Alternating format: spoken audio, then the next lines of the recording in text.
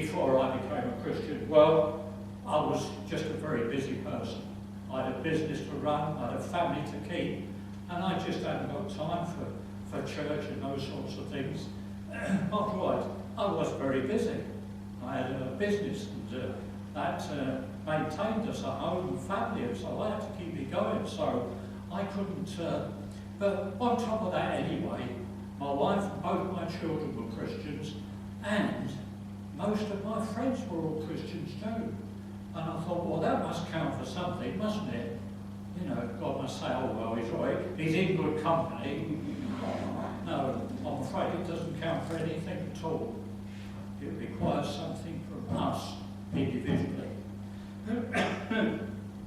I'd love to be able to say, no, if you've got some good friends, or if you've got family that are Christians, you're in. I think I sort of had an idea somewhere that God issued family tickets. So if somebody in the family was going to heaven, you'd be all right, you go with them. But Scripture says it doesn't mean that at all. It's a personal decision for each one of us. And just that's what it did for me.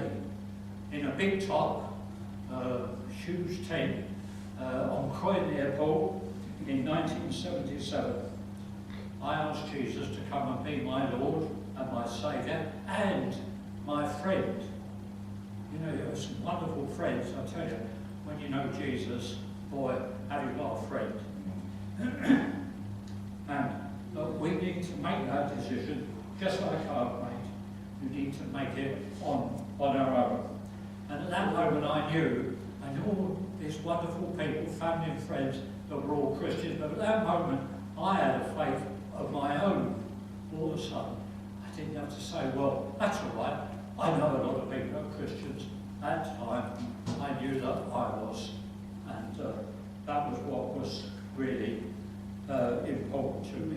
Everything I'd ever done wrong, that doesn't apply for you lot. I know you're all such wonderful. None of you have ever done anything wrong, have you? You are all just perfect men and women. I can say that. I wasn't. I had a few things I wasn't. I was a bit ashamed of, and I was very glad for when I asked the Lord to come and forgive my sins. He came and did just that, and boom, they went. Isn't that lovely? And I do occasionally fall away sins. I shouldn't say that because some of my perfect friends here would say, oh, surely you don't. Well, I do just occasionally, but when I do, I go back to the Lord and say, sorry, Lord, I've done it again. He says, all right, son, you're forgiven, and just you stay close to me and we'll overcome those things. No one but Jesus can do any of that for us. People have all sorts of things. I wouldn't be so rude as to belittle anybody else's faith. Fine, they got what they put their trust in and believe in, fine. But I know that what